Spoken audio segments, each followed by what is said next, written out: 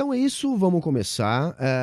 Muito boa noite para todo mundo, a galera que já vem chegando, a galera que já tá aí. Hoje, como eu prometi, eu vou reagir ao Ideias Radicais. É um clássico. Muita gente já reagiu a esse vídeo aqui na internet, mas eu não assisti nenhum react desse vídeo, até para não enviesar aqui o que eu vou falar, porque nós vamos reagir a um dos maiores clássicos do Ideias Radicais, né? O Mister M do anarcocapitalismo. Pois bem, vamos reagir a por que a indústria no Brasil está falindo e por que isso é necessário e bom. É isso mesmo que você ouviu, caso você ainda não tenha escutado esta pérola. E vejam, esse título já é um meme pronto. O vídeo tem mais de 6 anos que está no ar, tem mais de 100 mil visualizações e é um grande conjunto de conjecturas e coisas, às vezes até mesmo um pouco difíceis de entender. Mas nós vamos aqui fazer esse esforço hercúleo de tentar desmontar esses argumentos. Por quê? Porque é importante. Como eu coloquei aqui, é necessário e bom a gente fazer isso. Né? É necessário porque o anarcapitalismo ela é uma ideologia, vamos dizer assim, desenvolvida como isca, né? Como clickbait para molecada, né? Para aquela molecada que sabe mais que o professor, ou melhor, que pensa que sabe mais que o professor, né? Para depois deixar essa galera facinho na boca do liberalismo, né? Então é ideologia na veia. É importante a gente sim combater esse tipo de discurso, porque afinal de contas, como eu também já falei muitas vezes por aqui, o anarcocapitalismo se vende como algo revolucionário para, na prática, defender algo altamente conservador. Então se aproveita daquele ímpeto histórico, né, da juventude, que é um ímpeto revolucionário, para vender como novo algo mofado e velho como o capitalismo. Beleza? Então, vamos lá, sem mais delongas, né? Deixa eu abrir aqui já a nossa tela do vídeo e vamos pro vídeo, né? Vamos assistir esta maravilha.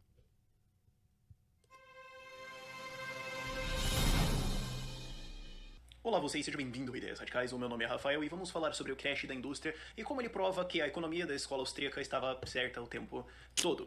A indústria está capotando, crashando fantasticamente, você tem empresas fechando para todo lado. Esse é o pior setembro, esse é o pior ano desde 2003, você tem várias dessas manchetes. E os economistas da escola austríaca tinham previsto isso o tempo todo. Pessoas como eu, que leem Mises, Hayek, Rothbard, olharam para isso e falaram: não, lógico, óbvio, esperado.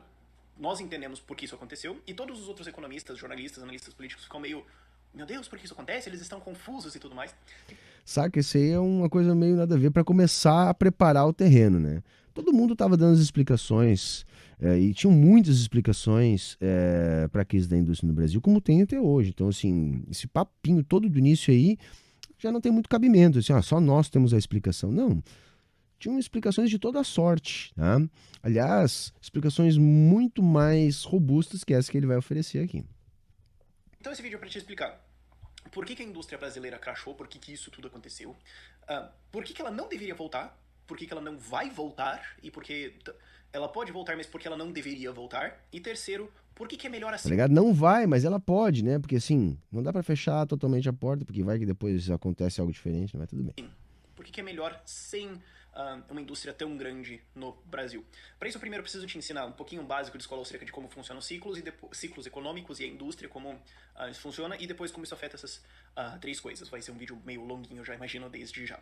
Primeira coisa que essa coisa, aliás, eu já abordei isso mais ou menos no meu vídeo mais assistido do canal, que é porque o Brasil parou, tá lá, mas eu vou focar esse vídeo mais na indústria e entrar um pouco mais nisso. O meu vídeo era mais, o antigo era mais geral do crash econômico, consequências e tudo mais. Esse vídeo é Desenrola, mais cara. na indústria. E eu vou repetir algumas explicações porque tem gente que só vai cair de paraquedas nesse vídeo, então eu não vou falar pra você: assista outro vídeo de meia hora antes de ver esse, porque isso seria muito filha da putagem da minha parte. Mas seguinte, a primeira coisa que você tem que entender é que, de maneira geral, economistas keynesianos, marxistas, monetaristas, MMT, todos eles olham mais para a matemática da economia, enquanto a escola austríaca olha mais para o comportamento das pessoas. Como que as pessoas fazem? Qual que é a lógica delas? Por que elas agem de certos jeitos? E vamos inteirando as consequências disso para cima. De maneira Basicamente, né, gente, assim, esse papo comportamental tem um debate dentro da economia sobre isso, tá? Eu acho que o comportamento ele pode ser observado no campo do indivíduo. Agora, quando a gente vai olhar tendências, tá, assim, para fazer análises macro, né, ainda mais quando a gente está procurando entender a economia, o que vai determinar esses comportamentos são questões materiais, né? Por exemplo, padrões de consumo vão ser determinados por padrões de renda. Né? Nível de desenvolvimento social também vai ser determinado pela materialidade onde essas relações sociais estão acontecendo e por aí vai, tá? Então, assim, tudo bem, não é só a escola austríaca que trabalha com essa questão do comportamento na economia. Agora, me parece muito especulativo, uma vez que, de maneira geral, esses comportamentos são pautados pela concretude da realidade material. Geral. É assim que funciona. E uma coisa que já era observada, isso já era conhecido muito antes da escola austríaca.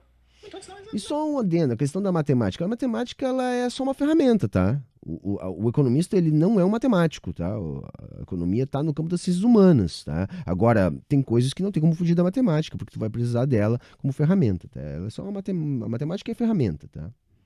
Na época que a escola austríaca estava começando a existir, assim, já era observado que crises econômicas, que crashes econômicos, afetavam muito mais a indústria do que serviços ou bens de consumo.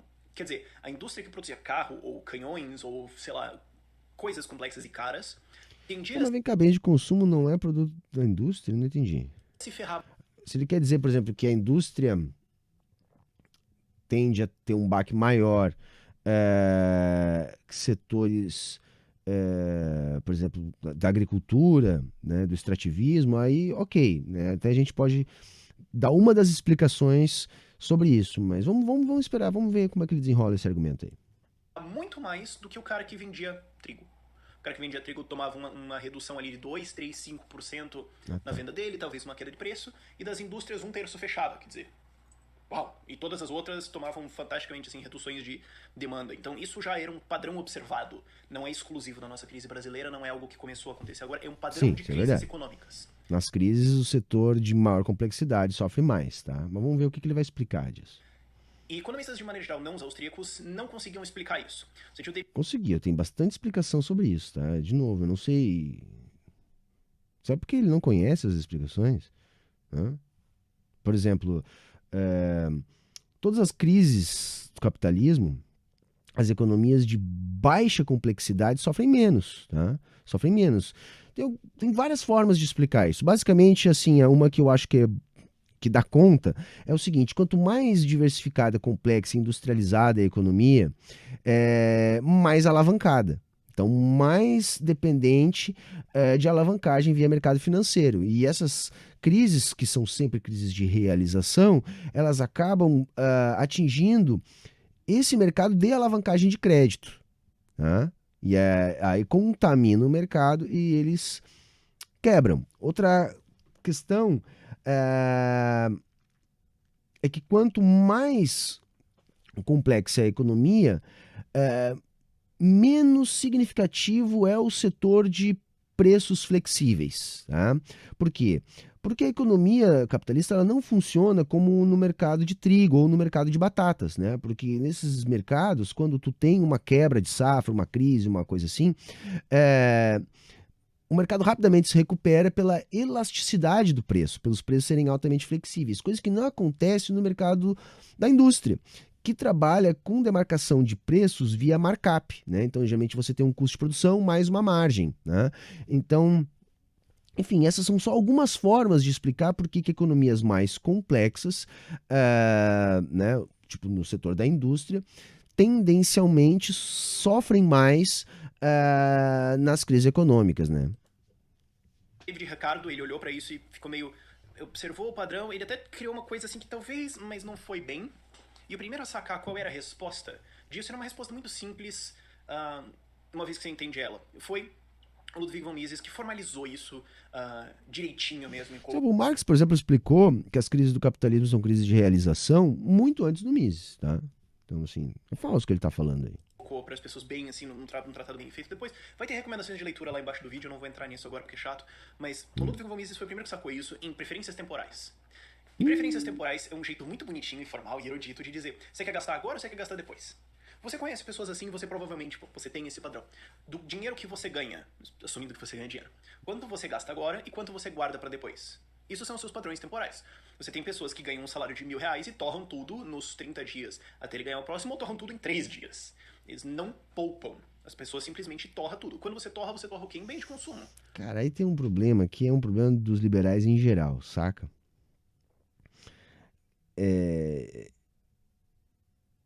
Assim, eles acreditam, tá?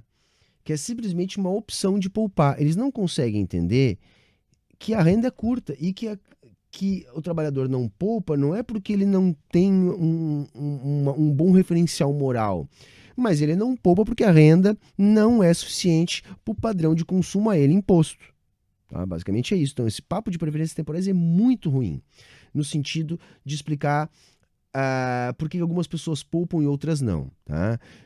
Você vai ver que as pessoas poupam mais onde a renda é maior. Outra coisa é que os liberais invertem. Eles acreditam que a poupança precede o investimento, o que é falso. Porque vejam, você só poupa se tem renda. E para haver renda, alguém tem que ter investido antes. Então, o investimento precede a poupança. E o que a gente tem concretamente para olhar nesse ponto aí? Tá? E um dos grandes exemplos é a China, né? Que constituiu grande taxa de poupança. Quando aumenta a renda, aumenta a poupança. Então, na verdade, não é o contrário, como os liberais defendem. Por quê? Porque eles não entendem a mecânica de como que acontecem os gastos públicos, por exemplo, como que as empresas se alavancam. Eles têm, e isso perpassa todo o vídeo dele aqui. Tá? Os liberais mais sofisticados não caem nesses erros tão bestas, mas ele cai nisso, que é o seguinte, de achar que o investimento da indústria é financiado por poupança. O que também é falso, é financiado por crédito. Né? Não só aqui no Brasil, como no mundo todo. Tá? Se você ganha um salário que não é um salário de 20 mil ou 50 mil reais, você tem um salário relativamente um salário médio, não vou dizer relativamente pequeno, mas um salário de uma pessoa normal, proletário, digamos assim, você não pode comprar coisas grandes com isso. Então você gasta em bens de consumo, você consome. Você toma uma cerveja, você vai no restaurante, você... Sim, o pobre consome 100% da renda, é isso, né? Por quê? Porque a renda é curta, tá? Então, se a renda é curta, ele consome 100% da renda, não só para ele poupar. Gasta em coisas pequenas do dia a dia, não muito vultuosas. Se você fala, não, eu vou economizar mais, então eu recebo um salário de 3 mil reais, eu vou fazer um esforço para economizar 400 reais disso, o que significa que num ano eu vou ter economizado 4.800 reais mais juros, então vamos dizer, 5 mil e pouquinho, então ao longo de 3 anos eu economizei 15 mil reais, e isso eu vou dar de entrada num carro. Então você preferiu economizar. Então, essas são suas preferências temporais. Você quer gastar agora ou você quer gastar depois. E quando você tira a média de uma sociedade, ou de um país, ou de uma economia relativamente fechada, uma região, enfim, você vai ter a média da preferência temporal daquelas pessoas. Quanto do salário, quanto de tudo que as pessoas recebem de salários e dividendos e blá blá blá, e que elas encontram na rua, assim, dezão, não acontece muito, mas enfim. Encontram dezão na rua, caralho, mano. Ai, caralho. A taxa de poupança, galera, é maior onde a renda é maior, tá? É só a gente olhar isso, vamos ver essa correlação forte aí. Elas ganham quanto que elas economizam e quanto que elas torram agora. Por quê? Porque isso é muito importante, porque o quanto elas economizam é guardado em algum lugar. Presumivelmente um banco. Se você guardar na sua casa, você vai perder valor por causa da inflação. Então você guarda num banco. Pois bem, aquilo lá fica dentro do banco e o banco usa esse lastro, esse saldo, Bom, ele falando no estoque, ó, tem R$1 milhão aqui, né? Tá dando sopa, né? Como é que o banco ganha dinheiro? Ele aceita, digamos, um depósito seu de R$1.000 e te paga 1% de juros ao mês. Digamos. Ele pega o seu R$1.000 e te paga 1% de juros ao mês. E esses R$1.000 ele empresta para outro cara e cobra 2% de juros. Não, galera, assim, ó. Isso é um mito, tá? Eu sei que isso é contra-intuitivo, mas eu vou repetir, vou morrer repetindo isso. O banco não faz isso, tá? O banco não faz isso. Você depositou lá, você pegou, vamos dizer, um maço de dinheiro, tá? Sei lá, R$5.000 que você ganhou na loteria, tá? Ali do seu bairro, sei lá. pegou 5 mil reais. Lá no banco, 5 mil reais em dinheiro e depositou lá. Quando você deposita lá, é sinal que você tem uma conta nesse banco. Na hora que você fez a conta nesse banco, você estabeleceu um contrato com esse banco. Que autoriza o quê? Na hora que você depositou esse dinheiro lá, esse dinheiro não é mais seu, é do banco, tá? É 5 mil reais em verdinhas. Se são notas de reais, isso são reservas bancárias. Botou no banco, é do banco. Vai para o estoque de reservas bancárias do banco. E o banco vai colocar na sua conta um crédito de 5 mil reais de moeda escritural bancária, tá? Ou depósitos à vista, como os economistas gostam de chamar. Esse dinheiro foi criado pelo banco. Esse dinheiro não é criado pelo Banco Central, esse dinheiro não foi impresso pelo governo, ele é criado pelo banco. Tá? Criado pelo banco. Com os 5 mil reais que você depositou lá em dinheiro vivo, que são reservas bancárias, já com moeda manual, que são as notinhas de reais, também são reservas bancárias. Bom, com esse dinheiro aí, isso passa a ser ativo do banco. Isso vai ser ativo do banco, vai servir para o banco transacionar com outros bancos e transacionar com o Banco Central, ficar quite com o governo. Tá? E aí você vai gastar desse dinheiro de moeda escritural bancária, depósito à vista, criado lá pelo banco. Tá? Quando é que o banco vai precisar de dinheiro de verdade a partir dos seus gastos? Bom, quando os seus gastos saírem do sistema desse banco, se relacionarem com outros bancos ou tiver que liquidar os impostos com o governo.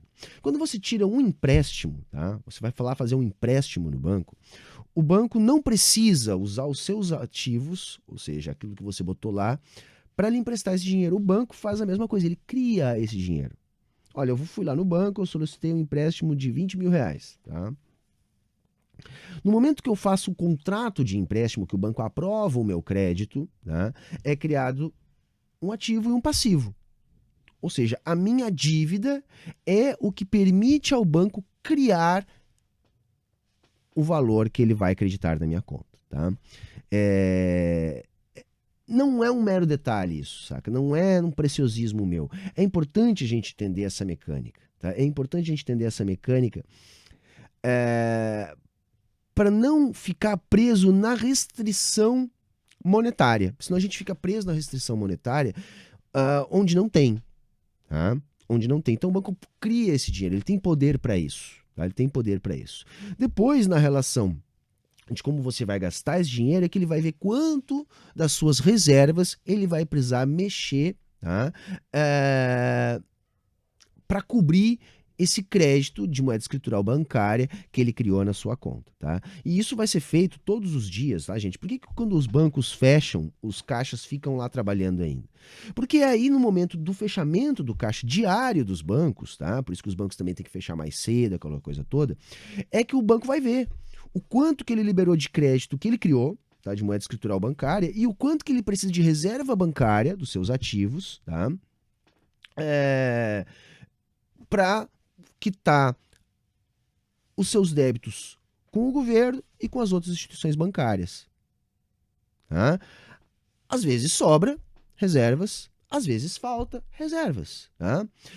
Quando sobra reservas, o banco pode vender essas reservas a juros para outros bancos. Quando falta reservas, o banco recorre ao mercado interbancário de reservas para cobrir as suas reservas, tá? E assim poder se manter operando. Tá? Então, não, sabe, é uma visão assim, idealizada de um passado idealizado, porque nem mesmo no passado essa relação era assim, o banco pega o dinheirinho aqui seu e empresta lá pro fulaninho. Não é assim, tá? Então, porque ele sabe que como é um depósito a prazo, você não vai sacar esse dinheiro agora. Então, claro, ele não pega todo o dinheiro, empresta, quer dizer, não é o que ele deveria fazer. Eu tô falando assim, idealmente. Se a gente tivesse um dinheiro de padrão ouro, um dinheiro que não pode ser impresso livremente, assim. Mas, saca, no padrão ouro já era feito assim também. O padrão ouro, ele tinha, ele limitava os bancos centrais, tá? Havia ali sim um limite, ele foi se esfacelando aos poucos, mas havia sim um limite nos bancos centrais, mas os bancos já faziam isso. Estão entendendo? A lógica continuava sendo a mesma, os bancos iam ter que procurar reservas. Então isso já acontecia mesmo na moeda padrão ouro, tá? Mesmo na moeda padrão ouro. Entrar nesses detalhes agora. O ponto é, o banco te paga uma taxa e cobra uma taxa maior do cara. Por que ele cobra essa diferença? Porque ele toma o risco. Se o cara não pagar, ele fica sem aqui, então mas ele ainda tem que pagar você. Então, você tem esses riscos no meio e o lucro dele, porque você não vai fazer isso, porque você tá muito ocupado trabalhando e por aí vai. O ponto é, o banco empresta esse dinheiro para alguém. Esse dinheiro que alguém está emprestando é um empréstimo grande. Pra que ele vai... Saca? Isso é fundamental para o argumento que ele vai desenvolver no vídeo. Tá? Que ele vai dizer que a indústria está quebrando por falta de poupança. É isso que ele vai querer dizer. Tá? E ele vai atrelar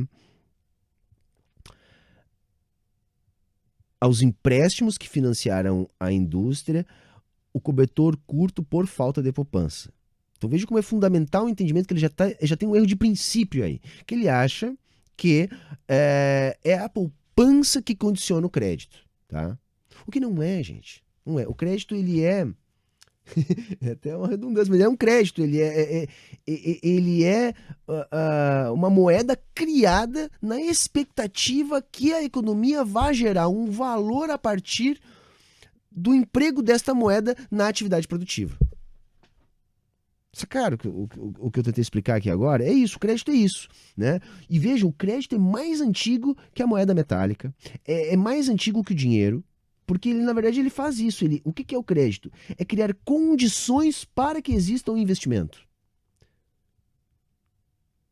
E uma vez que o investimento é feito, é que você vai poder gerar um valor, né, a partir da produção, né, que vai ser o produto desse investimento, e é esse valor que vai poder ser poupado.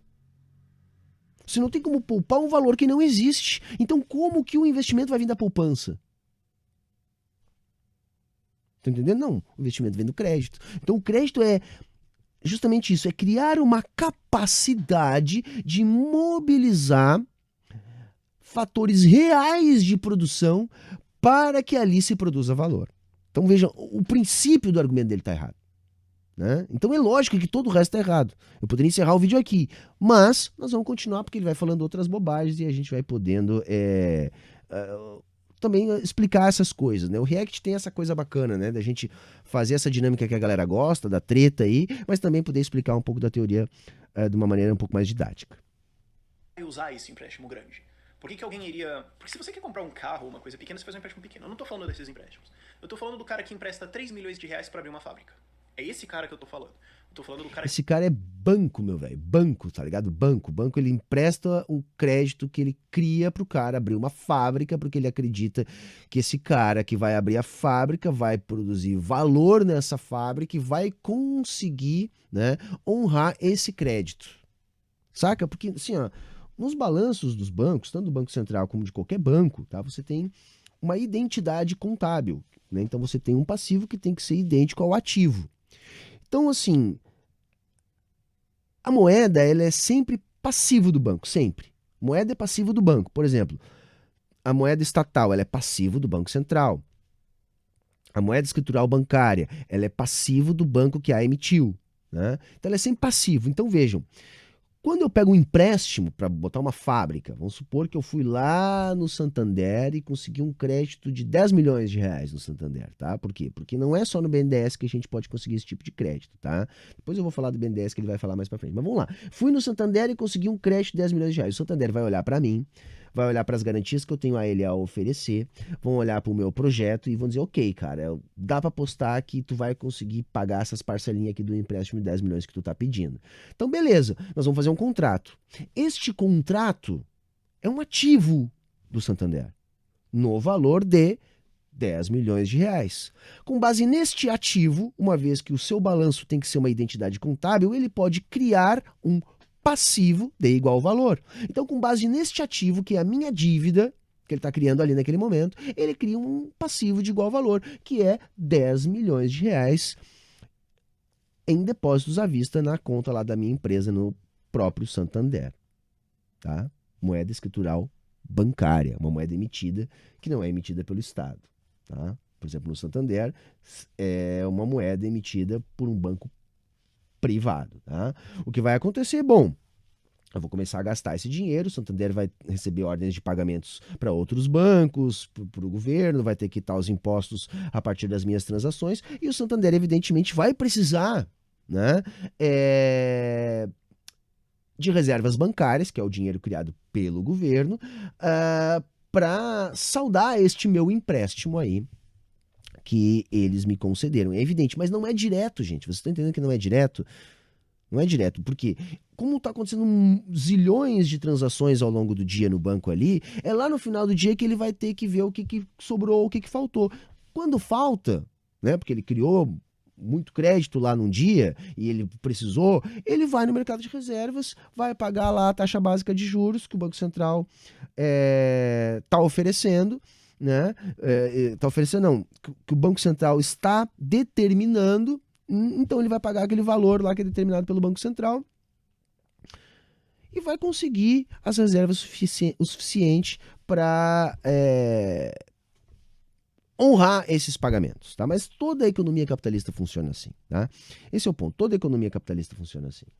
Que vai num banco grande e tira um empréstimo de 50 milhões de reais, ou o cara que, você tá entendendo, que tira 20 milhões aqui, 10 milhões aqui, 5 no outro, começa uma fábrica, coloca mais dinheiro de investidores em cima, faz uma fábrica, sei lá, uma montadora de carros, umas fábricas mais complexas e monta isso. Aí tem o pulo do gato. Primeiro pulo do gato. Se as pessoas economizam muito dinheiro, elas economizam uma grande parte do que elas ganham, de maneira geral, vai existir muito dinheiro para ser emprestado, então grandes empresários vão poder emprestar isso. Primeiro ponto, se as pessoas economizam muito dinheiro, é porque a renda é boa, nós estamos falando num lugar desenvolvido, tá? Lugar desenvolvido, tá? Então, em geral, já tem indústria desenvolvida ou já teve indústria desenvolvida, a gente pode falar do arco da indústria, tem salários mais altos, enfim, é toda uma situação de economia mais saudável, senão as pessoas não poupavam mais. Isso para fazerem grandes empreendimentos, e grandes empreendimentos produzem coisas caras. Não tô falando assim, você tem na indústria diferentes níveis também, você tem a indústria que faz bolacha e a indústria que faz carro. Eu já entro nisso. São níveis de complexidade de alguma coisa. Uma bolacha é relativamente simples de você produzir, um biscoito. Um carro é muito complexo, um celular é muito complexo, um painel solar é muito complexo. Então você tem níveis diferentes. Então, e a fábrica que produz coisas mais complexas de maneira geral mais cara. Então, se tem muito dinheiro economizado, o cara tem mais dinheiro para grandes empresários tirarem grandes empréstimos para produzirem coisas caras. Viu? Olha só, a premissa falsa. Então é preciso que alguém tenha poupado para que se produzam coisas caras. Saca, por exemplo, assim, e a China? E não só a China, todos os países, todos. Estou falando de um exemplo recente que é a China, né? Era um país extremamente pobre, onde o governo começou a conceder crédito direcionado para desenvolver um projeto de longo prazo e criou todas essas indústrias. O que aconteceu? Houve uma elevação da renda, uma elevação da poupança. Junto com essa elevação da renda, tem vídeo meu no canal sobre isso, tá? Um dos últimos vídeos de pesquisa que eu fiz, já deve ter quase meio ano, é sobre isso, justamente, tá? Mostrando o quê? Que é falso o que ele está falando. Mas se a gente pegar e escrutinar a história dos países desenvolvidos, todos, tá, gente? Todos. Nós vamos ter um momento onde isso não vai ser a regra, que é a gênese do capitalismo. A gênese do capitalismo, a gente pode fazer uma discussão um pouquinho diferente sobre isso. Agora, todos os países de crescimento retardatário, 100% deles, tá, vai ser com crédito do Estado para o desenvolvimento de mercados que elevam a renda, a poupança e a gente consegue ter o desenvolvimento. E outro detalhe importante, todos, 100% deles se industrializaram. Tá? Se industrializaram. Por quê? Porque a indústria, né, por ela ter maior grau de complexidade, ela tem mais produtividade. Quanto maior a produtividade, maiores os salários. Tá? Essas coisas caras vão ser compradas porque as pessoas, pulo do gato, as Outro pessoas pulo do gato. economizaram dinheiro. Então elas têm dinheiro economizado para dar de entrada ou para ter falso. colateral como um empréstimo. Então pensa assim, quanto mais dinheiro tem economizado, mais um empreiteiro pode chegar lá e tirar um empréstimo de 2 milhões de reais para Isso é rigorosamente falso, tá? Não tem relação nenhuma. construir um prédio de apartamentos e depois vender esses apartamentos para as pessoas. Por quê? Porque elas têm dinheiro economizado. Entendeu? Então o ciclo funciona direitinho. Por que a merda acontece? Onde que a casa cai? Quando um empréstimo é feito, ou não mas uma grande quantidade de empréstimos é feita para grandes investidores, grandes industrialistas, grandes empreiteiros, só que as pessoas não economizaram. O que vai acontecer? Eles vão tirar esses empréstimos, construir um monte de coisa, vender para as pessoas, e daí as pessoas vão falar... Saca, como ele tem esse pensamento errado, que é preciso economizar para haver crédito, é que ele vai estar há 10 anos dizendo que a China vai quebrar. E em vez de quebrar, a China só cresce. Entendeu? Aí, em vez dele parar e pensar, porra, mas será que eu não tô errado, cara? Será que não é bobagem essas coisas? Não, ele continua dizendo, não, vai quebrar. Não, ano que vem vai quebrar de novo. Não, ano que vem vai... E não quebra. Ao contrário, ela só cresce. Né? É porque a premissa tá falsa em toda essa argumentação dele aí. Né? Pô, não tem dinheiro pra comprar. Você construiu esse prédio aí, cheio de apartamentos, legal. Você pode, digamos, 30 mil pessoas podiam comprar apartamento numa cidade e construíam-se mais ou menos 30 mil apartamentos. Você joga um monte de empréstimo, então constrói-se 60 mil. 30 mil ficam vagos, metade das empreiteiras quebra. De maneira geral, você tem esse problema. Claro, esse problema é esticado ao longo de anos. Ele não acontece assim. Ele é esticado ao longo de, no mínimo, uns 2, 3 anos para esse ciclo rodar de tudo da coisa ser construída, ser vendida, chegar no mercado não ser vendida. Você tem esse problema. Mas é essa disparidade que causa a crise. Quando os empresários podem fazer investimentos altos, porque eles têm grandes empréstimos vindo, porém, os produtos que eles produzem não são compatíveis com o que as pessoas querem. Porque as pessoas estão falando, olha, eu prefiro torrar do que economizar. Aí você, fez uma fábrica aí de carros de luxo, tá produzindo Ferrari no Brasil. Saca? Dá a entender, cara, que não tem análise de risco, de crédito, nem nada. Assim, eu só chega lá, me dá 10 milhões aí pra quê? Que eu vou, sei lá, construir uma fábrica no meio do deserto do Saara lá. Tá, toma. Sabe? E não é assim, né, galera? Não é assim. Né? A gente sabe que é longe disso, né? Produziram 800, 3 caras compraram. E aí, o que vai acontecer com a fábrica? Entende? Esse é o problema. E os caras fazem esses empréstimos grandes por quê? Porque o governo dá. Isso tem nome, se chama BNDES. Eu já bati nele em outro vídeo, porque o BNDES é o câncer do Brasil. O câncer do Brasil, todos os países desenvolvidos têm. Todos os países desenvolvidos ou têm ou tiveram para o seu desenvolvimento. Tá? Assim como política industrial, todos fizeram. Ou fazem ou fizeram. Tá? Isso é geral. Não existe país que não tenha passado por esse processo. Tá? Por quê? Porque a indústria não nasce sozinha. A indústria não nasce sozinha. De novo, fora aquele período da gênese do capitalismo, porque aí não tinha indústria em nenhum lugar do mundo. Porque depois que já tem, galera, o que acontece? Como a indústria é mais dinâmica, tá? Ela se sobrepõe sobre as economias menos dinâmicas. Então, o que acontece? Ou o país se protege das economias mais dinâmicas para que também possa nascer a indústria, ou a indústria não nasce. Tá? Vejam, a questão não é se o país que não é desenvolvido deve fazer política industrial. Jamais deve ser essa a discussão. A discussão é sempre qual política industrial tem que ser feita. Essa é a verdadeira pergunta, porque ela tem que ser feita. Tá? Mas vai dar para nós falar mais sobre isso na sequência. Entra com o BNDES, com a Caixa Econômica Federal, com o Banco do Brasil, de vários jeitos, forçando empréstimos muito grandes a serem feitos na economia, que não deveriam ser feitos. Como é que o governo faz? Ele manda que imprima-se o dinheiro, de maneira direta que eu não vou entrar aqui, mas manda que imprima-se, manda que empreste-se, os caras tomam o dinheiro emprestado, produzem. Aí você vê. Sabe que é uma outra coisa, assim, ó, o governo não manda emprestar o dinheiro, cara. É o setor privado que demanda crédito. Tá? Começa por aí, tá? Boom da bolha imobiliária no Brasil, por isso que hoje a gente tá tendo... Que não teve. Ele tá falando esse vídeo de 6 anos atrás. Mas já estamos começando com um boom da bolha imobiliária. Vai ter, olha só, confia. E não teve. Crash imobiliário gigantesco. Agora a gente tá mais ou menos no começo. Você não tava tendo. Ele disse que tava tendo. Aí ele... Não, mas tá no começo. Não teve. E até porque imóveis são um investimento mais sólido, você tem um colateral. Então o banco arrisca de fazer mais empréstimos nisso, porque ele pensa, bom, se o cara não pagar, a gente tem um... Imagina, né, cara? Nem dá pra ter uma bolha imobiliária porque é um investimento mais sólido, né? Tipo assim, 2008 manda lembranças pro cara, né? Esse vídeo é de depois de 2008, né? Bom. Apartamento. Então, isso funciona até melhor. Mas, por exemplo, carros... Você tem agora a indústria automobilística falhando. Por quê? Porque as pessoas não têm dinheiro para comprar carros. Elas não tinham em primeiro lugar. É só que o governo deu empréstimos para as montadoras fazerem fábricas e deu empréstimo para as pessoas comprarem carros. As pessoas compraram carros, ficaram endividadas e elas não têm riqueza para comprar outro. E agora a fábrica quebra. E o que é o problema disso? Lembra aquilo que eu falei de ordens de complexidade? Então você tem uma fábrica relativamente simples que produz embalagens de plástico. Embalagens de plástico vão ser usadas para quê? Para colocar, sei lá, produto de limpeza. É um bem de consumo. Vai continuar sendo consumido. Você pode ter uma crise e as pessoas darem uma cortada e isso cair assim 5%, até vai 10%. Agora o que vê-se normalmente numa crise é que você tem uma queda nos bens de consumo, que são as coisas pequenas, a cervejinha e tal. Você tem uma quedinha ali de 5%, 10%, tem uma queda da indústria de 50%, e você fica meio, peraí, ao longo de 1 ou 2 anos, digamos assim, você fica meio, peraí. É porque quando você coloca mais empréstimos na economia do que eles deveriam estar lá, mais dinheiro na economia falso, mais empréstimos pros empresários, e isso é bom porque compra voto. Porque você compra o apoio do empresário que vai doar pra sua cara, assim, ó, às vezes é difícil de comentar, porque ele emenda uma coisa na outra, assim, aqui. Ele falou ali algo que eu entendo como formação de capital bruto, né? Que é óbvio que quando a economia entra em crise, ela vai ser algo que vai ser altamente atingido, né? Porque você não vai, você está falando de capital para investimento, né? É,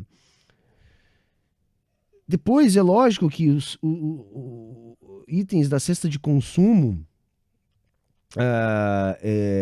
tem uma limitação na queda, né? Tá, mas daí a querer dizer que é bom que a indústria desapareça, quebre, né? Sendo que a indústria é que paga os melhores salários, a gente tem que pensar assim, ó, que é uma outra coisa que liberal parece que não entende, ainda mais esse tipo de liberal aí. Tem que ter renda, saca? Eles esquecem o lado da renda, o lado da demanda, parece que é só a oferta. Saca? Aquela coisa presa lá na lei de Sé, né? Não. Se a gente gerar a oferta, vai ter demanda, né? O que é um absurdo, né? O que é um absurdo, porque se não tiver renda, não tem demanda, né? Mas enfim, vamos acompanhar. Campanha, goste ele ou não, às vezes, dependendo, né, no estilo brasileiro de coletar chuleco. Você ganha os votos dos empregados, você ganha os votos de quem tá comprando esses bens. Então você cria um estado ali em que parece que tá tudo bem por 3, 4 anos, e daí... E daí, bom, aí você culpa o PSDB. Você culpa o capitalismo. Caralho, mano. Pulo gato. Outro pulo do gato. Esse vídeo de 2015, tá? Então é bom contextualizar porque ele tá falando esse tipo de coisa aí, né?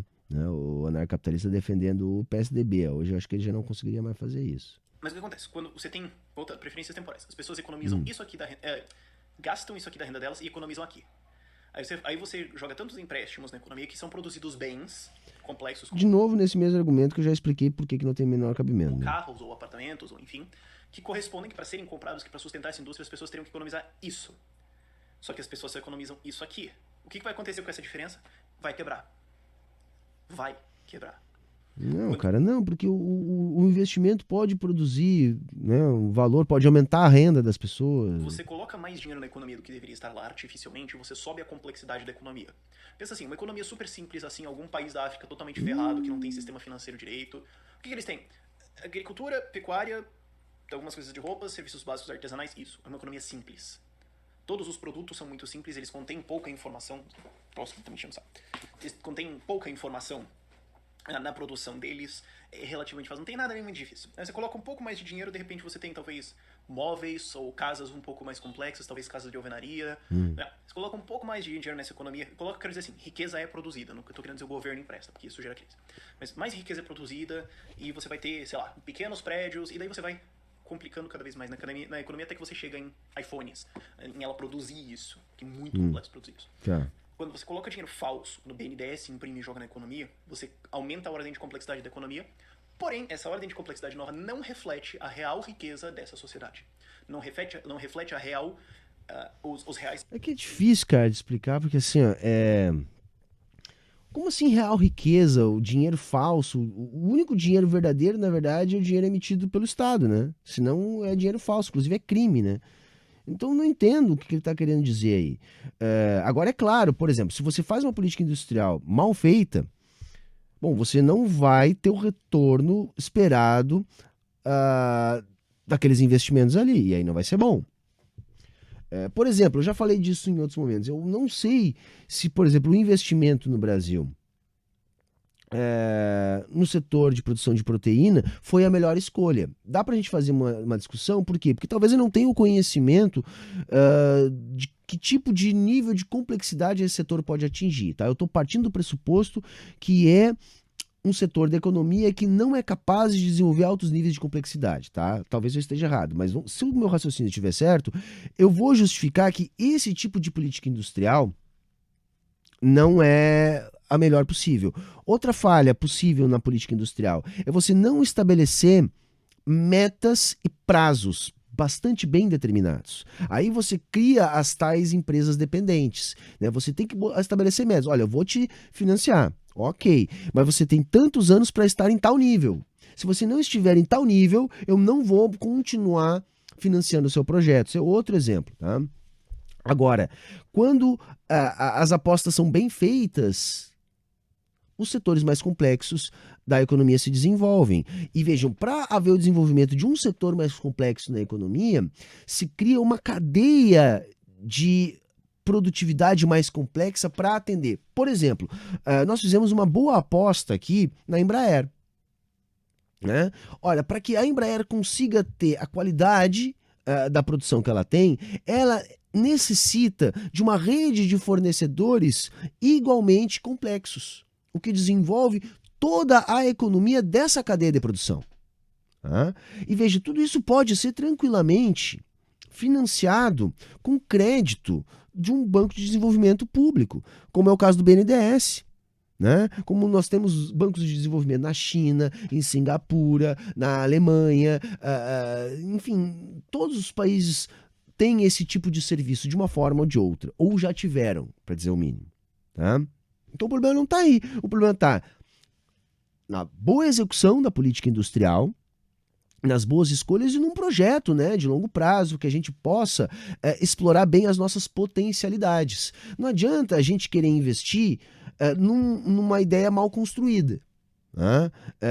Algo que nós não somos capazes de desenvolver potencialidade. Mas aí o problema não está na política industrial, aí o problema está na execução da política industrial. Padrões temporais de economia das pessoas. Eu gasto isso, eu economizo isso. Então, quando eu vou comprar alguma coisa grande, a gente tem isso aqui. Se a economia é inflada pra eu ter que gastar isso aqui e a gente só tem isso aqui vai pro saco. Tipo, ele tá em 15 minutos de vídeo, eu acho que deve ser a terceira vez que ele repete esse mesmo argumento, que eu já expliquei aqui de maneira muito, muito didática, né? Não tem como poupar antes de haver um investimento. Então é falso, tudo isso que ele tá dizendo é falso. Não tem jeito. E é este processo que está acontecendo no Brasil. E isso pega a indústria, porque a indústria é de alta complexidade. Eu quero saber onde é que é a parte que é bom que a indústria desapareça, porque por enquanto ele está dizendo por que a indústria está quebrando, tá? E tá errado. Gente, a indústria brasileira ela quebra, tá? Na virada para os anos 90, tá? Governo Collor. Primeiro assim, a indústria brasileira até os anos 80 ela vinha num ritmo que não era o ideal, mas num ritmo bom comparado ao que a gente tem hoje, vai? Então, nós tivemos crescimento da indústria, tivemos ganhos de complexidade, a coisa estava andando. Com a crise dos anos 80, tá, que nós tivemos uma gravíssima crise de falta de dólares no Brasil, tá? O que faltou foi dólares, o Brasil quebrou porque faltou dólares no Brasil, nós desenvolvemos uma superinflação. Isso acabou atingindo a indústria. Por quê? Porque quando você tem uma superinflação e uma falta de moeda estrangeira, você começa a quebrar cadeias produtivas, fica difícil até mesmo para substituir importação. Enfim, isso também provoca um baque na indústria. Mas não foi o que quebrou a indústria. Né? Por quê? Ela passou a ter dificuldade de continuar crescendo no ritmo que estava antes dessa crise, mas ela não quebrou. Por quê? Porque a importação ainda era muito custosa. Então nós tínhamos um mercado interno relativamente bem protegido. No início dos anos 90, governo Collor, nós vamos ter a abertura do mercado, aquela paranoia liberal que foi o governo Collor. Aliás, é interessante o governo Collor porque ele foi uma paranoia liberal, tá? Tanto o confisco da poupança quanto essa ideia de liberalizar fluxos e facilitar importações. Começa aí. Não houve um baque tão violento nos primeiros anos da liberação das importações porque faltavam dólares. Bastou nós termos a nossa estabilidade monetária em 94, com aquela maluquice de paridade 1 para 1, tá? do dólar para o real, quebrou, implodiu a nossa indústria. Porque nós não tínhamos, né, competitividade extra-preço na nossa indústria, ou seja, nós não tínhamos um desenvolvimento tecnológico que nos permitisse oferecer produtos no mesmo nível de qualidade que os produtos em dólar, que agora estavam muito baratos e acessíveis, portanto, ao nosso mercado interno. A concorrência dizimou o nosso mercado interno. Tá? Isso não foi sensível no mercado automobilístico porque nós não tínhamos empresas nacionais no mercado automobilístico. As que tínhamos nascentes quebraram, ou viraram empresas de nicho ou quebraram. Ficou apenas aquelas 4 grandes que já estavam aqui estabelecidas, porque elas também passaram a trabalhar com importação. E aí elas vão variar o portfólio que elas estavam oferecendo no mercado, de modo a manter a produção aqui atrasada em relação à vanguarda, mas como carros mais baratos. E acaba sobrevivendo ao mercado automobilístico. Mas eu vou dar, por exemplo, um outro mercado, o mercado de bicicletas. A invasão das importadas matou a centenária Caloi, né? Principal marca de bicicleta brasileira. Hoje ela foi vendida já há bastante tempo por uma das principais fabricantes mundiais de bicicleta. tá?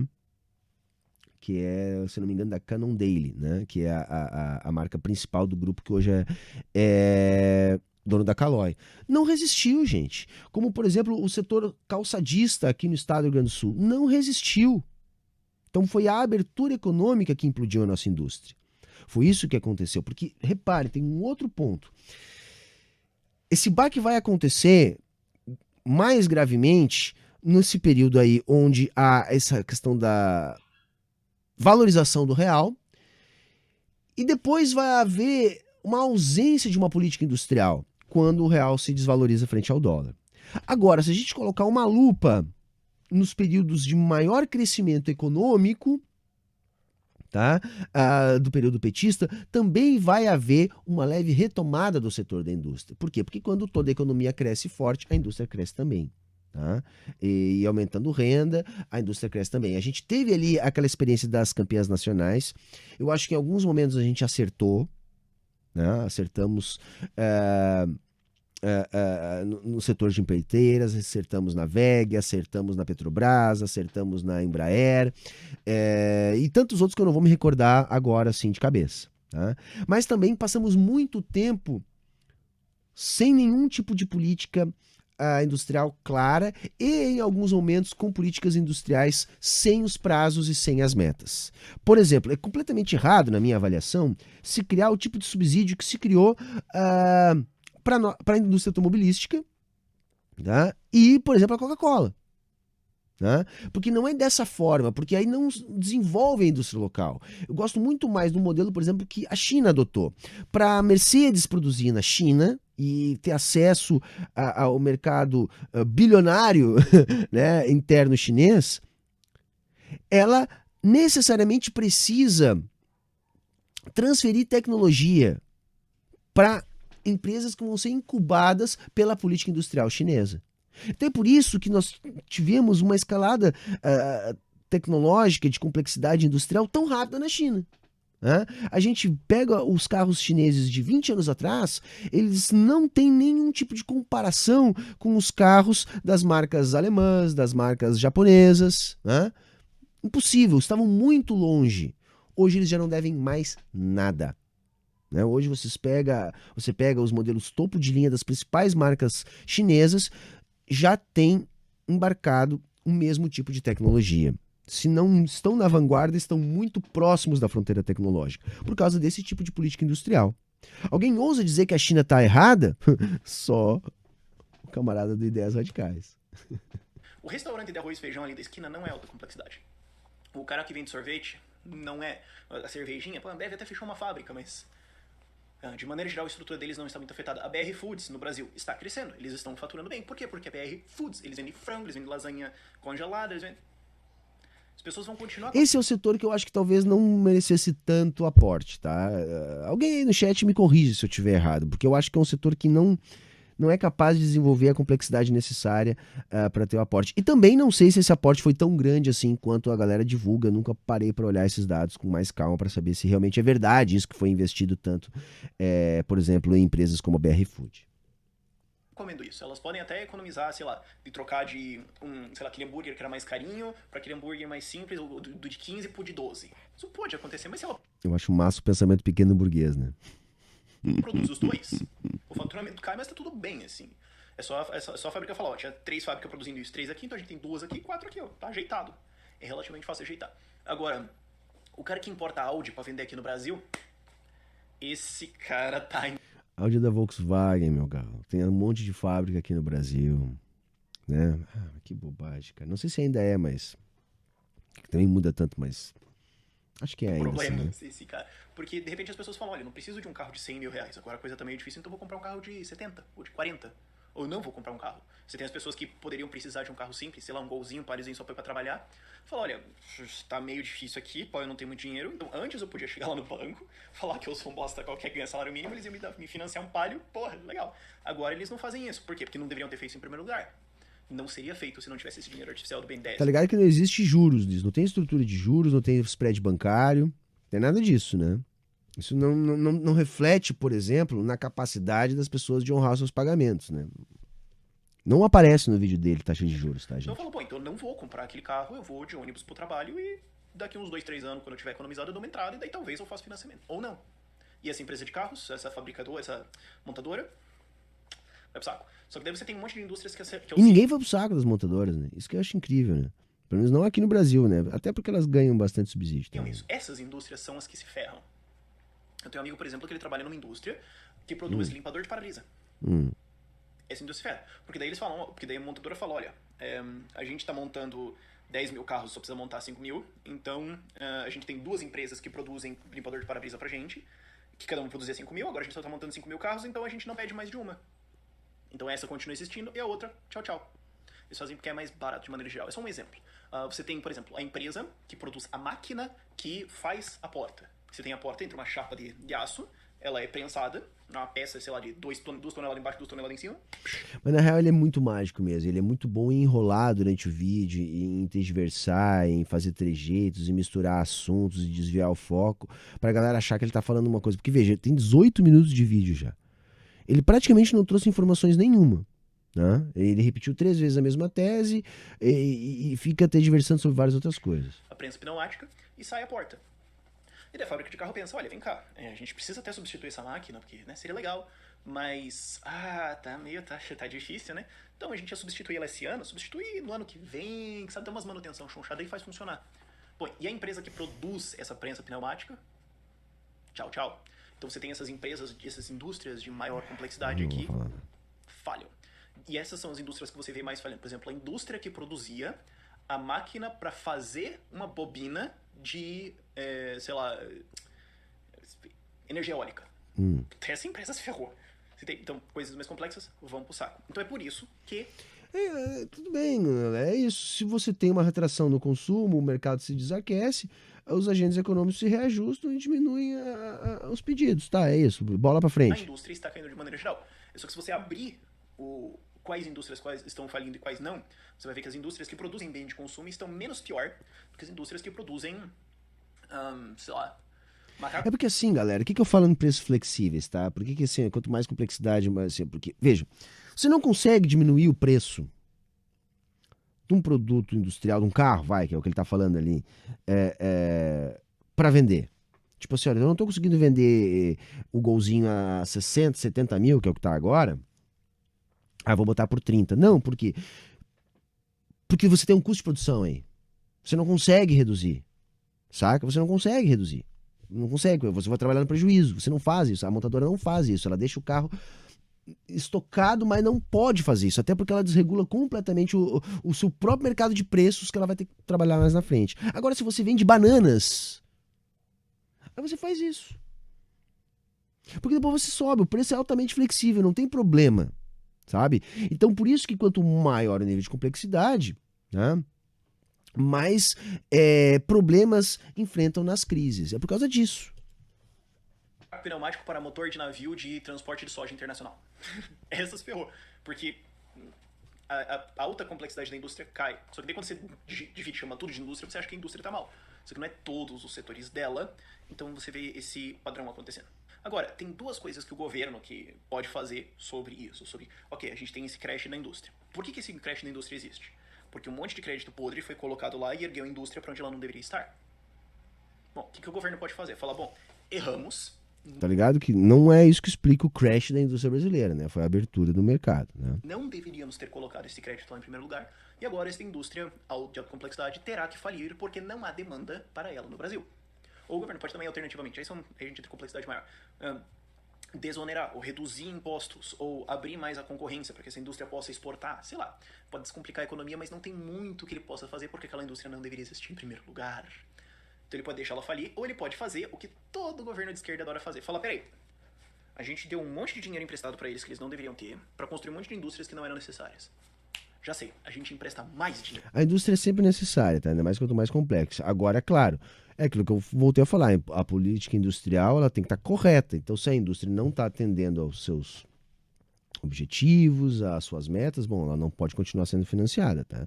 E o que ele está falando aí é apenas dizer assim, é feito assim, mas não é nada concreto, é tudo idealismo, é tudo dizer, olha só como é malvadão e etc. Que horror. Dinheiro para eles. E é assim que você transforma uma crise desse tamanho em uma crise desse tamanho 5 anos depois. Tá entendendo? Não adianta. Uma hora isso tudo vai cair, não tem jeito. Mas os governos, de maneira geral, tentam emprestar mais pra tentar atrasar a bola. Joga pro próximo mandato, joga pro próximo palhaço. Vai que a oposição é eleita, daí a gente fala que foi culpa deles. Mas, sei lá, você tenta comprar votos. E também porque, de maneira geral, os economistas, especialmente no Brasil, não conhecem essa teoria. Eles Não, conhecem isso que eu cara. tô falando que é novidade pra Não, eles. tu que é o mágico do YouTube, que não tem nada de economista que sabe. Os economistas não conhecem, cara. Como assim, escola austríaca de economia? A enorme maioria deles nunca ouviu isso. A enorme maioria dos Não, marxistas, eles até já ouviram falar, cara, só não dão muita importância. dos economistas marxistas, não sabe Hum. que eles foram refutados pelo Jim Bamboverk. Ele tá falando do Bombavec, né? É Bombavec que ele tá falando ali, né? Tem um vídeo antigo aqui no canal que eu já desmento essa bobajada. O Bombavec, se quer entender o Marx, tá? E se eu não me engano, produziu a obra dele antes do livro 3, tá? Eu não tenho certeza disso, que faz muito tempo também, né? Coisa de 4, 5 anos atrás, a memória do tio aqui já não tá o bicho. Mas só pesquisar ali, Saia da Matrix, Bombavec, eu acho que é o único vídeo que vai aparecer. Alguns aninhos depois que o Marx escreveu os primeiros livros dele. Loguinho depois o cara já estava refutado e a maioria dos pensadores marxistas não sabe disso. Não sabe. Então, Tem enormes debates sobre isso, eles acham que os marxistas não sabem disso. eles Meu não Deus do sabem céu. o que fazer mesmo. Não é mau caráter, é, de maneira geral, uma ignorância muito, muito grande sobre a economia básica. Se você trabalha numa indústria, ou se você tem alguma pessoa que trabalha na indústria que foi demitida nesse crash e tudo mais, a minha recomendação é não continue procurando emprego na indústria porque ela não vai voltar tão cedo. Se ela voltar tão cedo, vai ser por empréstimos, de novo, podres pelo governo, e isso só vai durar mais uns 2, 3 anos, então você está investindo numa carreira que eventualmente vai pro saco. É coisa de vício pequeno burguês, moçada. Trabalhador, trabalha onde consegue, cara. Não escolhe muito, tá? Não escolhe muito. Se é um operário de linha, alguma coisa assim que é uma mão de obra extremamente substituível, minha recomendação é vá fazer outra coisa. Vá trabalhar em outro setor da economia que não é a indústria. Ou Tipo, se trabalhar... você arrumou um emprego na indústria que você vai ganhar 4, 5 pau por mês, não vá. Vá pra padaria onde você vai ganhar um salário mínimo. Porque daqui a 2 anos vai quebrar. Segundo o Rafael de Ideias A Radicais. indústria, por exemplo, alimentícia. Por exemplo, sei lá, a Seara, a Sadia. Eles podem ter tomado talvez um prejuizinho, mas comparado a, sei lá, indústrias maiores, não tanto. Então é um pouquinho mais estável. Essa é a minha recomendação. Se você está inserido nesse mercado ou tem alguém próximo que você quer aconselhar que está inserido nesse mercado, vá para mesa de consumo. Vai garçom no bar. Vai ganhar mais ou menos a mesma coisa, mas é um emprego que as pessoas vão continuar enchendo a cara, especialmente na crise. Não tem muito... tem muito... Cara, só Vocês pegarem, né? moralismo, mano. Puta Isso é merda. porque a indústria parou e é porque também ela não deveria voltar. Ah, tá. Ela Por só quê? deveria voltar se as preferências temporais das pessoas mudarem. Se as pessoas preferirem economizar mais dinheiro do que torrar agora. Se as pessoas preferem... Mas ele voltou pro argumento errado lá do início, né? Assim, as preferências temporárias. Tipo, se foda-se quanto é que você ganha. Economiza, pô. Todo mundo sabe que dá pra economizar com salário mínimo. Não há torrando, não há do que você tentar erguer a indústria, porque você vai erguer ela, causar um boom, e ela vai cair em crise. Aí você fala, não, vamos de novo. Mas você vai repetir esse processo de novo. Foi tentado em vários países, os Estados Unidos tentaram fazer isso pós-crise 29, deu fragorosamente errado, e não adianta. Porra, mano, foi o que tirou os Estados Unidos da Grande Depressão, mano. Como assim, cara? Não foi Aliás, é o exemplo utilizado de keynesianismo no mundo todo. É o New Deal. Que loucura, cara. E é melhor assim. Essa que é a coisa, porque assim, bate no nosso nacionalismo de não, a gente tem que produzir, proteger a indústria brasileira, porque a indústria... Tem nada a ver com nacionalismo, tem a ver com renda, cara. Tem a ver com ganhar grana, entendeu? Tem a ver com um salário melhor, com mais produtividade. É isso que tem a ver, sabe? Tem a ver com nacionalismo. Que vai nos levar à frente. Não é verdade. É o comércio que vai nos levar à frente. Quer ver um exemplo de por que é melhor assim? Porque hoje a gente produz carros... Comércio vai nos levar à frente. O comércio não produz valor, tá, galera? Não produz valor, porque ele é feito baseado em troca de equivalentes, saca? O valor não é produzido enrabando o outro.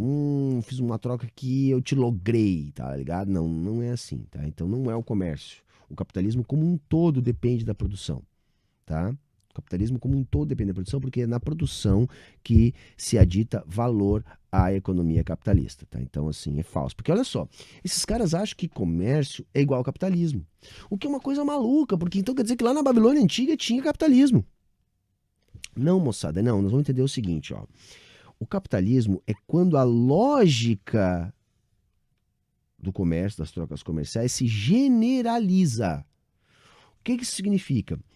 Que a lógica da propriedade privada, das trocas comerciais, pauta o conjunto das relações de produção e, portanto, também das relações políticas.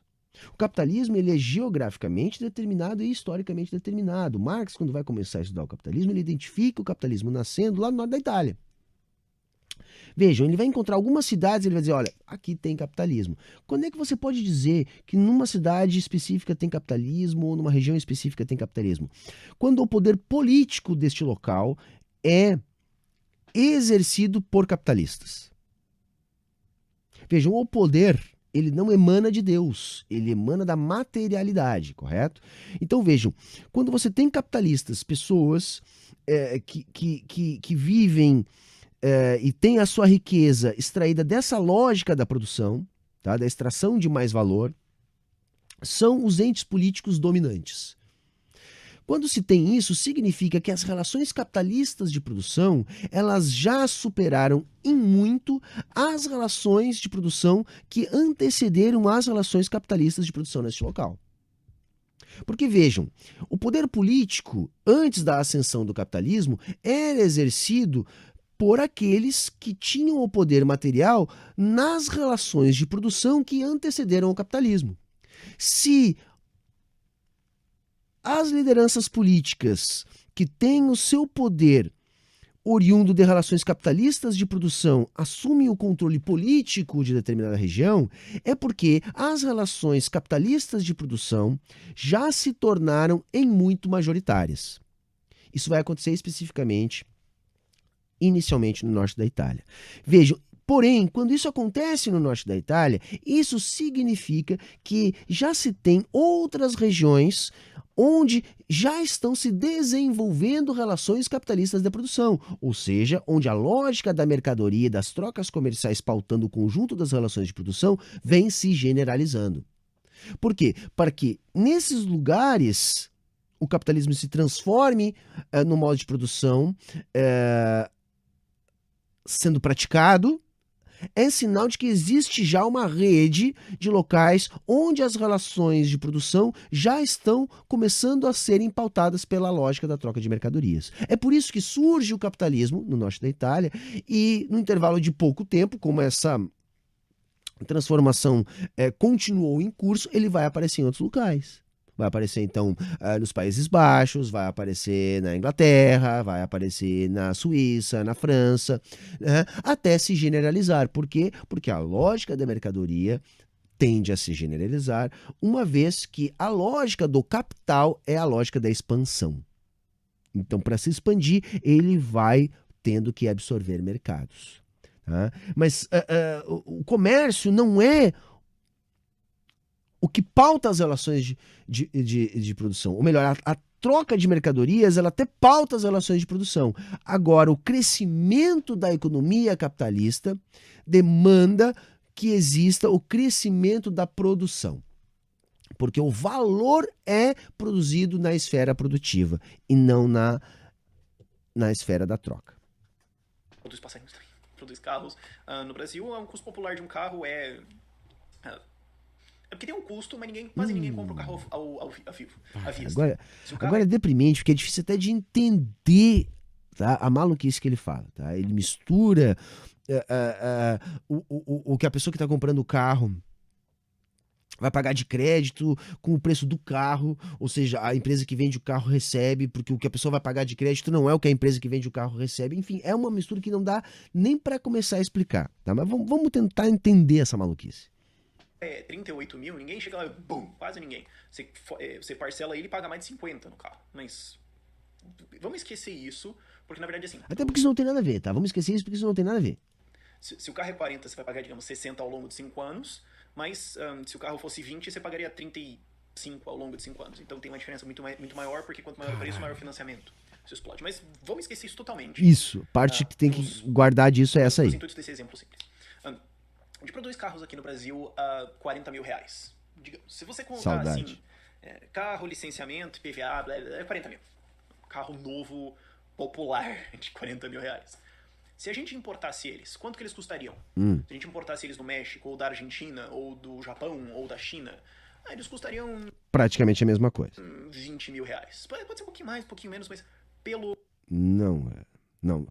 É um exercício muito simples. É um exercício mega simples, tá? pegue um carro que tem aqui no Brasil hoje, tá?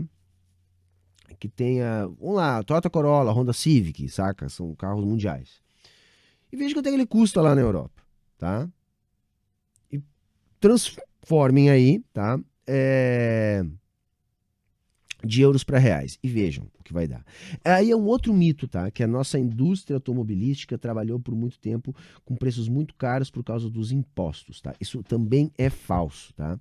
Há muitos anos atrás saiu uma reportagem, se eu não me engano, na revista Quatro Rodas, que mostrava que a diferença de preço que a gente observava nos nossos carros, que já não existe mais, tá? Eu acho que na época que ele estava gravando aí já não existia, tem a ver com a margem de lucro das montadoras, que no Brasil era muito maior.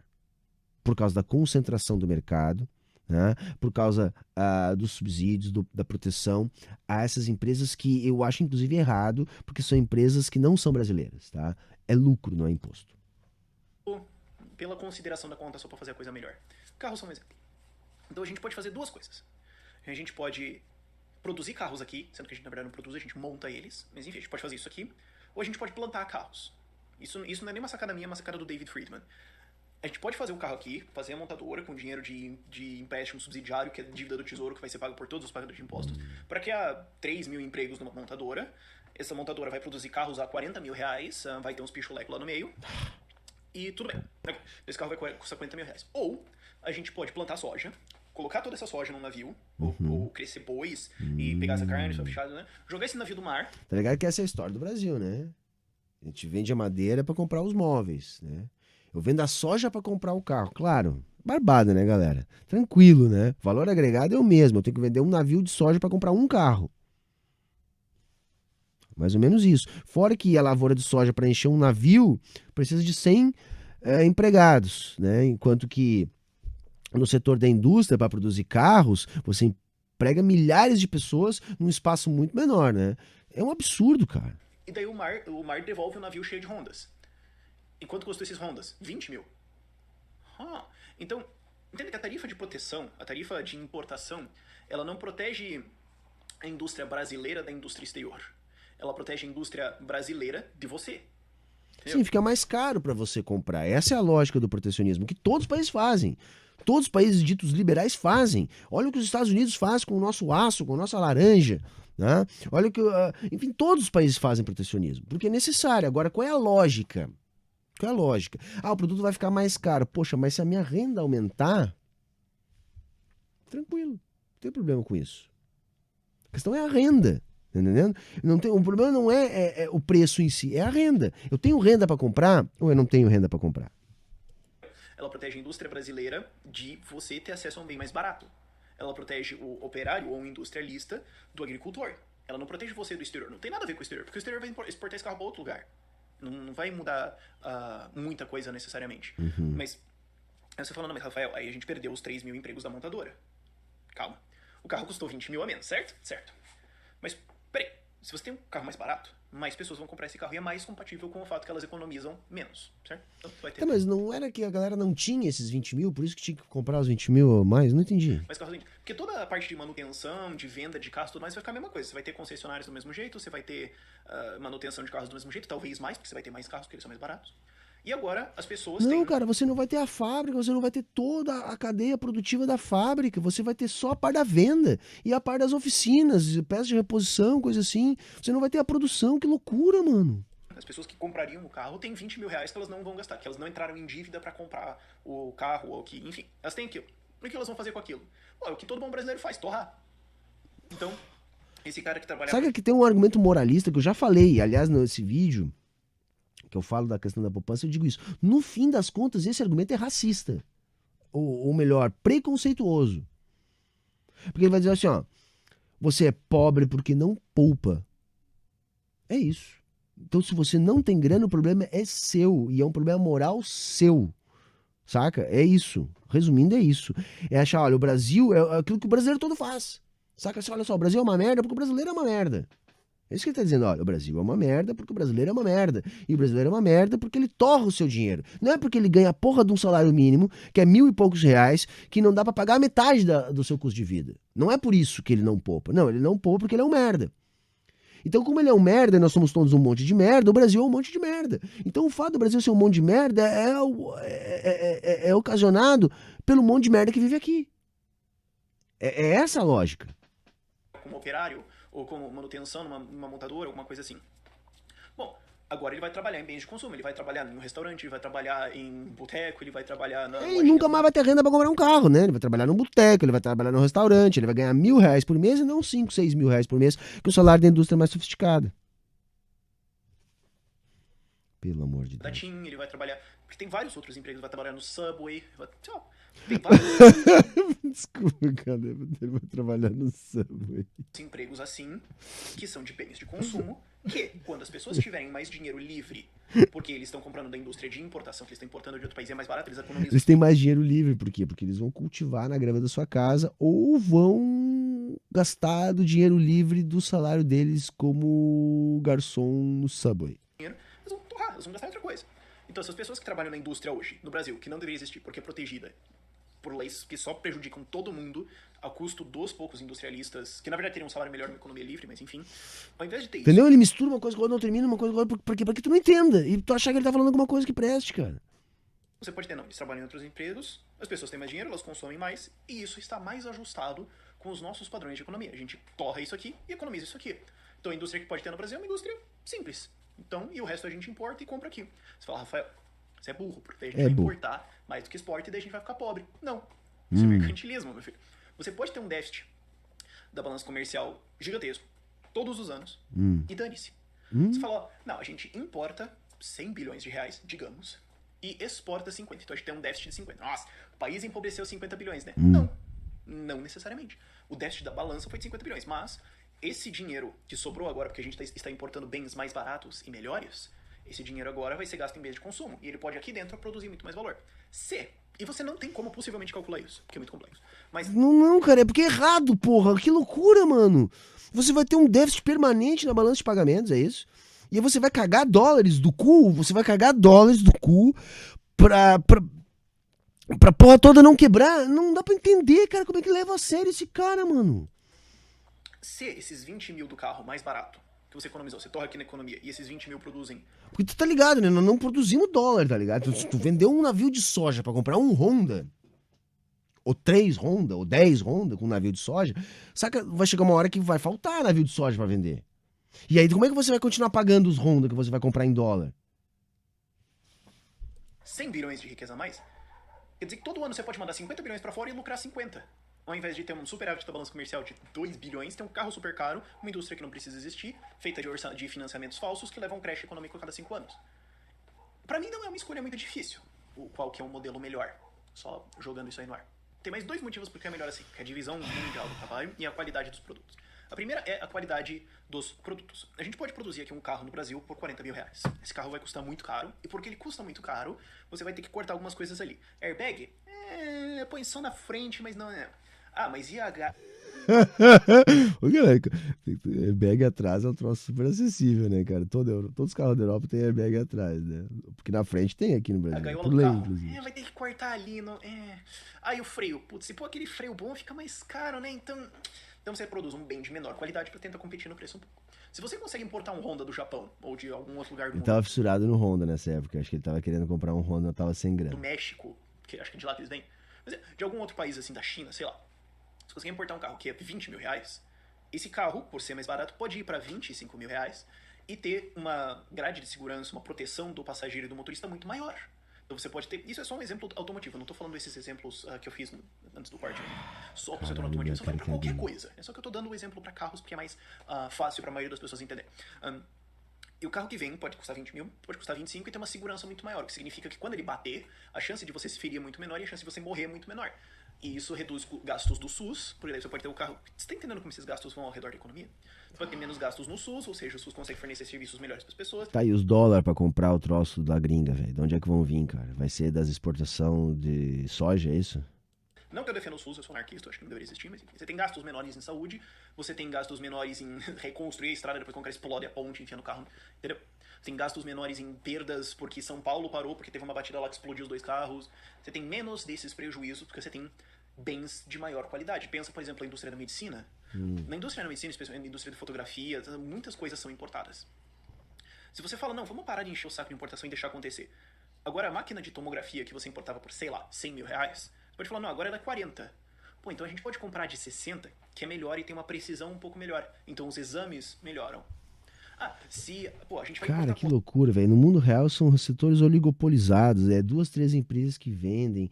Não tem nada dessa de comprar um melhor, um pouco pior. Isso tudo é obrigatoriamente importado. Tem inclusive subsídio, tem alíquota diferenciada, porque, cara, sabe o problema de que fazendo abstração em cima de abstração, que você, daqui a pouquinho você tá teorizando em cima de idealização, construída em cima de idealização, e é mais ou menos isso que ele faz. E aí você perde completamente a conexão com a realidade. Ou sei lá, tablets. E antes os tablets eram 600 reais, mas agora, sem os impostos e toda a complicação da Receita Federal, eles são 280. Pô, então agora a gente pode pegar, importar tablets e colocar isso na escola, porque é mais barato, então dá pra jogar na mensalidade e ela não vai cair. Porque antes a gente ia fazer isso, mas ia ficar muito caro. E daí os alunos têm tablets, a gente pode colocar aulas e mandar aulas pra eles e tudo mais. Daí a gente pode economizar na apostila, porque a gente manda tudo por tablet. E ao invés de ter apostila, a gente salva as árvores. Você tá entendendo como isso vai rodando dentro da economia de jeito que você não consegue nem possivelmente imaginar? Mas é melhor assim? Sim, você porque tem ele acesso a coisas tem. mais baratas, de melhor. Você não consegue imaginar do tamanho da enrolada que ele tentou te dar. Eu vou usar meus recursos de mago aqui, né? Eu vou tirar a atenção daqui, botar ali, jogar a atenção lá, e a galera no final não vai nem lembrar mais onde é que eu comecei falando, e eu toco a bola pra frente. Qualidade. E outra coisa é a divisão internacional do trabalho. A divisão do trabalho é assim. Ela é o que produz riqueza pra gente. Cada um faz o que é melhor e depois troca. Eu posso plantar e querer construir minha casa, ou eu posso falar, não, eu sou bom carpinteiro, então eu vou fazer a minha casa e a casa do outro... Divisão do trabalho aumenta a produtividade, tá? É isso, tá? Isso aí é o que o Marx já nos ensinou lá atrás, né? Aumenta a produtividade. Agora, é a produtividade que vai produzir o valor, né? E ele vai plantar e eu vou comer o alimento dele, a gente troca através do comércio e o capitalismo, que coisa linda. Então eu construo duas casas melhores, ele tem uma casa melhor do que ele construiria, e eu tenho um alimento melhor, mas nós somos mais eficientes. Então no tempo que eu construir a casa dele, a minha casa, e plantaria, eu construo a minha casa, a casa dele, e mais uma terceira, que daí eu vendo pra lucro. Olha só. Então quanto mais você consegue conectar as pessoas no mundo, mais riqueza você produz. É por isso que a gente está na época que tem a menor proporção de pobreza da história da humanidade. Porque a gente pode pegar os trabalhos... Isso é falso, tá? Essa parada de menor proporção de pobreza é falso, tá? Porque eles pegam, assim, para fazer o corte do que é pobreza, sei lá, $3 por dia, $1 por dia, para estar na linha da pobreza, aí você consegue ter menos gente na linha da pobreza. Outra coisa que não levada em consideração é o nível de desigualdade, né? E a questão de alienação das pessoas, onde, por exemplo, antigamente não se tinha tanto acesso a dólares, mas se tinha mais acesso a coisas, né? O capitalismo crescendo, você às vezes tem acesso a mais dólares, mas a menos coisas. Por quê? Por causa da mercantilização de áreas que não eram antes mercantilizadas. Então, é falsa essa afirmação que o capitalismo diminui a pobreza, tá? Não, é no máximo uma meia-verdade que ainda esconde todos os problemas ocasionados pelo capitalismo, né? Pela desigualdade que o capitalismo potencializa, né? Simples, como indústria, especialmente indústria assim, montadora, e mandar esses trabalhos para países com pouca educação que precisam desses trabalhos. São trabalhos baratos, que se você mandar, não, vamos montar, na Alemanha, vamos montar... Meu, você tem assim, pega um relógio de pulso. Relógio de pulso, quanto que ele custa? R$200. Por quê? Porque foi montado no México. R$1.000, porque foi montado no Japão, e R$8.000, porque foi montado na Suíça. A diferença, o cara que montou. Não, cara, o relógio da Suíça custa mais caro porque ele não é o mesmo produto. É um relógio suíço. Aí ele é outra mercadoria, entendeu? Tem uma série de signos sociais ali, ele atende outras necessidades de consumo, por ser um relógio suíço. Então é a mesma coisa da roupa de marca. Tá? Tem tal marca, tal etiqueta, ela vende mais. É lógico que um trabalhador alemão não ganha a mesma coisa que um trabalhador brasileiro, tá? Ou que um trabalhador que fabrica o relógio da Suíça ganha a mesma coisa que um trabalhador que fabrica relógios no Brasil. Mas não é isso que explica toda essa diferença de preço, tá? Então você pega o carro, manda para ele ser fabricado no México, onde a mão de obra é mais barata. Então lá as pessoas têm trabalhos, o que é melhor para elas. A gente tem carros mais baratos aqui, a gente economiza esse dinheiro e gasta com outras coisas. Vejam, lá as pessoas têm trabalho que é melhor para elas. Aqui nós não precisamos ter trabalho. Aqui sobra mais dinheiro por quê? Porque a gente ganha dinheiro no Subway. Que mais compatíveis com a gente, e eles ganham uma indústria lá. Não, ao invés disso a gente produz aqui, caro, se ferra aqui, ferra os caras lá, mas é pra proteger a indústria nacional? Para! Você tá entendendo? Não adianta. E fora que é imoral isso. Porque como que você vai dizer que o trabalhador aqui é melhor que o mexicano? Ué, as pessoas não são todas iguais? Não Cara, somos todos seres humanos ninguém iguais. diz isso, cara. Aí você vai dizer, não, a gente vai produzir a nossa indústria, porque a nossa indústria é muito melhor que a dos outros países. Mas todos os seres humanos são iguais e melhores. Não, pera. Nada a ver, cara. Nós vamos ter a nossa indústria pra ter emprego, pra ter renda, caralho. Não, pera. Tá entendendo? Então, esse é o vídeo. Espero que tenha acabou. coberto todos os pontos. Não. Eu sei é melhor assim. Ok, Não. tá tudo feito. Se você tem alguma dúvida, pode postar isso nos comentários. Por esse vídeo é isso. E tchau, tchau. Inscreva-se. Não, ninguém vai se inscrever nessa porcaria de canal aí. Pelo amor de Deus. Passou. Foi até menos dolorido do que eu achei, porque... Enfim, eu já tô ficando calejado de escutar essas coisas malucas aí desses caras aí. Tem dias que é mais difícil ter paciência. Hoje foi um dia desses, cara, que eu tava com pouca paciência, tá? Mas é isso, espero que vocês tenham gostado. Eu acho que em alguns momentos ali a gente conseguiu fazer algumas reflexões interessantes a respeito da origem do capitalismo, a respeito das relações de produção, da necessidade da indústria, da política industrial. Acho que a gente conseguiu extrair algum caldo, espremendo bem aqui no meio das baboseiras que esse cara fala. Beleza, gente?